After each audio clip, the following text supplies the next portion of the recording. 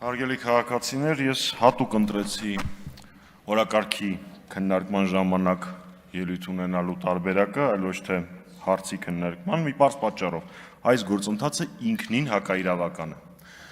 Կապ չունի, թե դուք ինչ պատճառաբանություն եք դրել, տեխնիկական ենք,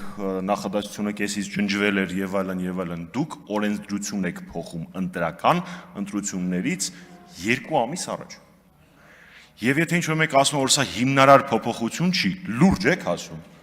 Ընդդիմադիր ամենամեծ քաղաքական մասնակցության հայտ ներկայացրած ուժը արդեն հայտարարել է իր անունը ու հանկարծակիորեն դուք օրենք եք ներկայացնում, որը սահմանափակում է եւ արգելում է դա անել,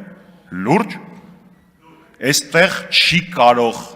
դե լրջությունը ու դուք, պարոն Հակոբյան, այդքան էլ համեմատելի չեն։